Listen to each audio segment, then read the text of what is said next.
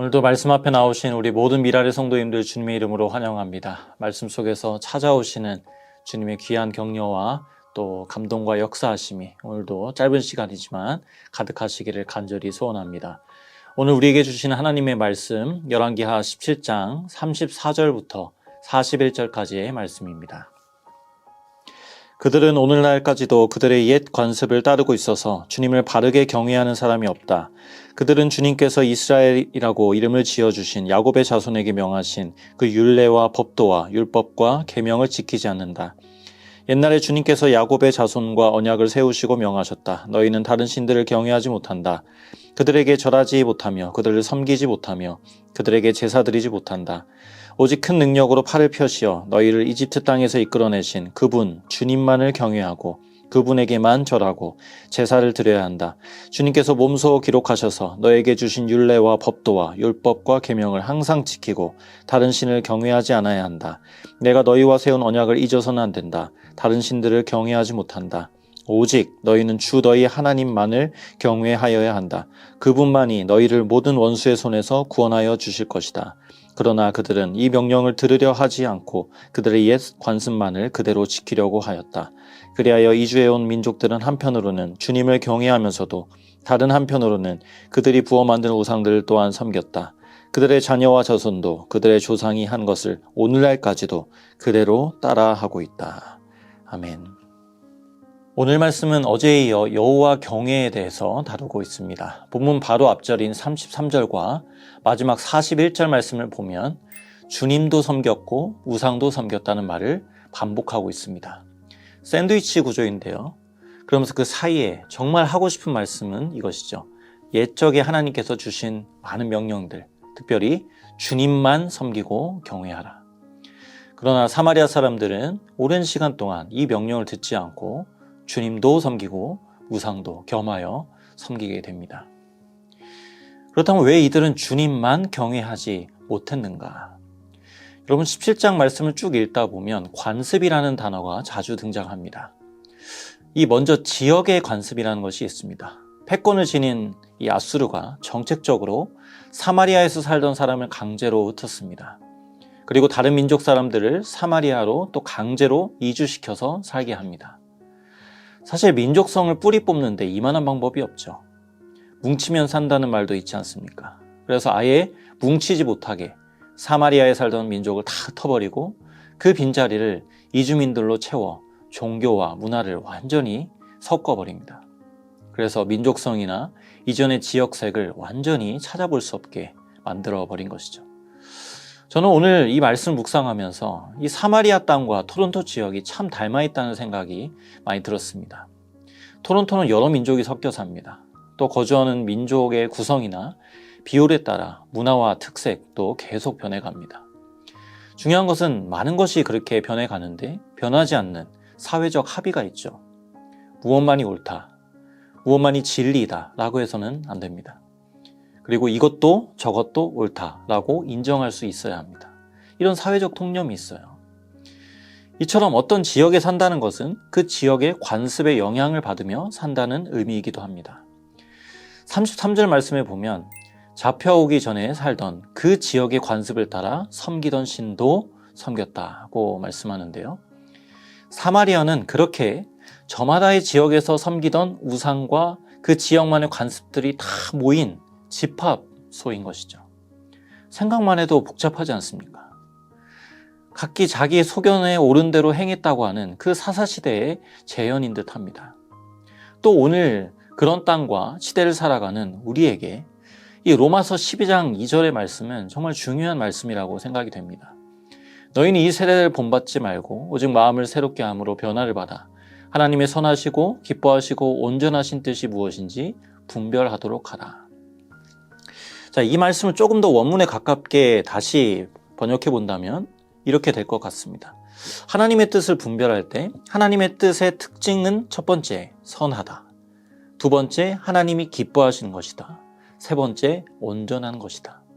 이 세 가지의 기준을 가지고 하나님의 뜻을 분별하면서 살라는 것이죠.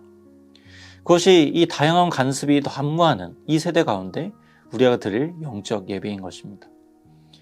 자, 지역뿐 아니라 오랜 시간을 거쳐 형성된 관습이 있습니다. 40절에 보면 그들의 옛 관습만을 그대로 지키려고 했다.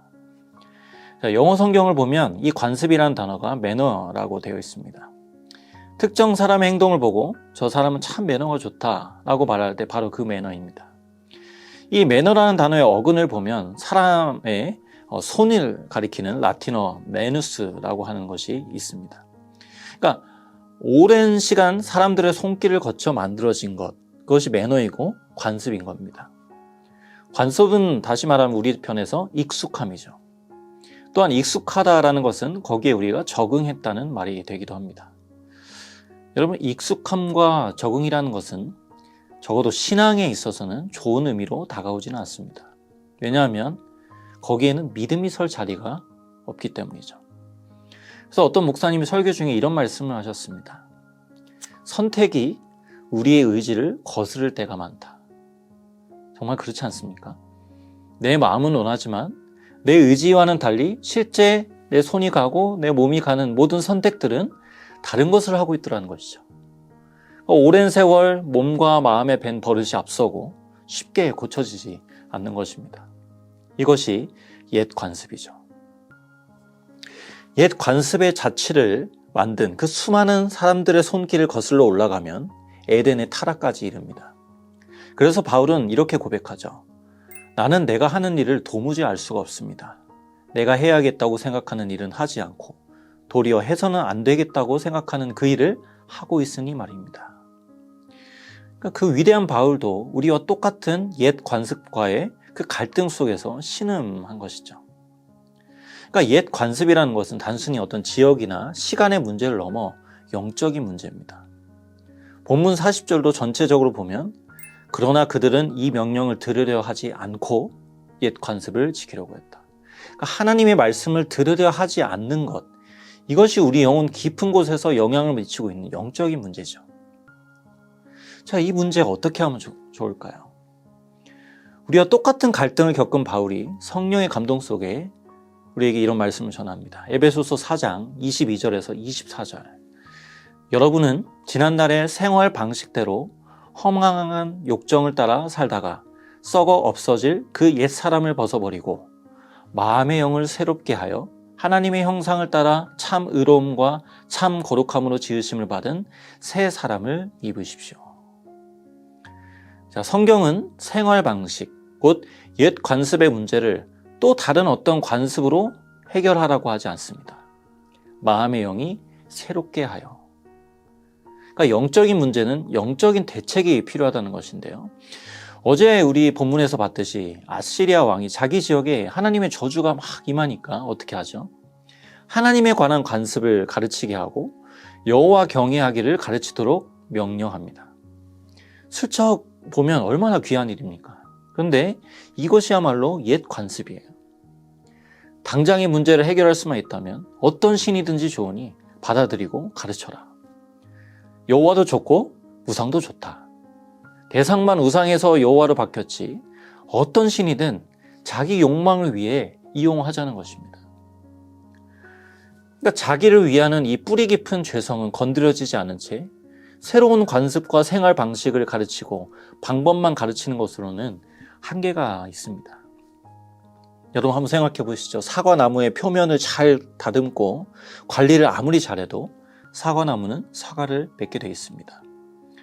그런 우리를 위해 그리스도께서 오셨습니다.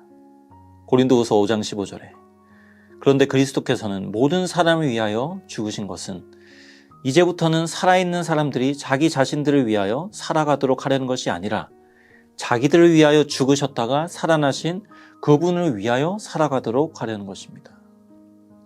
자, 복음은 우리로 하여금 이렇게 자기를 위하는 방식으로부터 자유를 가져다 줍니다. 어떤 방식으로 변화를 가져다 줍니까? 제가 참 인상 깊게 다가왔던 책에 한 짧은 문장이 있었는데 복음은 소식이다. 여러분, 소식은 그저 들릴 뿐이죠. 소식은 우리를 향해 이것을 해라 저것을 해라 요구하지 않습니다. 복음은 바로 이러한 방식으로 우리에게 역사된다는 것이죠. 놀라운 것은 나는 아무것도 하지 않았는데 그 소식이 들려졌을 뿐인데 그 들림을 통해 변화가 일어납니다. 죽음이 힘을 잃고 부활 생명이 역사됩니다. 마음의 영이 새롭게 되고 이전에 볼 수 없었던 새로운 열매가 그 소식으로 인하여서 그 안에 역사됨으로 인하여서 맺혀지기 시작됩니다. 그래서 믿음은 들음에서 난다. 여러분, 돌아보면 믿음을 만들어내기 위해 우리 편에서 한 일이 없습니다. 우리가 할 일이 있다면 부지런히 소식을 듣는 거예요. 그 소식을 듣는 가운데 나를 가르치시고 나를 세워가시는 성령님의 역사만 의존하는 것이죠. 신앙생활을 하면 할수록 느끼지만 다른 왕도는 없더라고요. 복된 소식이 들려지는 그 자리에 머무는 것. 그래서 내가 아니라 하나님이 역사하시도록 하는 것. 골로새서 1장 13절에 그가 우리를 흑암의 권세에서 건져내사 그의 사랑의 아들의 나라로 옮기셨다. 저와 여러분은 복음 안에서 그리스도에게로 옮겨진 자들인 줄 믿습니다. 그래서 내 편에서 무언가를 또 하려고 하고 변화를 시도하고 방법을 찾는 이런 옛 관습이 여전히 우리에게는 익숙할 수 있습니다. 하지만 우리는 부지런히 익숙하지 않은 새 길로 나아갈 것입니다. 유일한 길은 이제 그리스도이시기 때문이죠. 이미 나를 흑암의 권세에서 건져내셔서 그리스도에게로 옮기신 그 은혜의 자리에 머물기만 한다면 은혜는 흘러 들어올 것입니다. 이 험한 세상에서 늘 은혜 안에 머물며 그 복된 소식을 듣는 그 자리 안에 머물면서 주님만 경외할 수 있는 우리 모든 미랄 성도님들 될 수 있기를 간절히 소원합니다. 기도하겠습니다. 하나님 아버지, 오늘 주신 말씀처럼 우리가 무언가를 하는 방식에 옛 관습으로부터 벗어나 새 사람을 입는 그저 그 은혜의 자리에 머물면서 시냇가에 그 뿌리를 댄 그래서 잎이 청청한 그 복 있는 사람의 자리로 우리가 다시 회복되기를 소원합니다.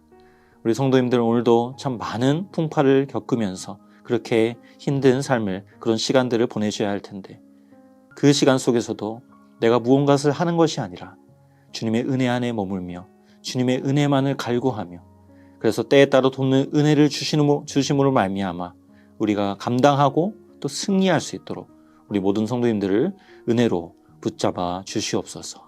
감사드리며 예수님의 이름으로 기도드립니다. 아멘.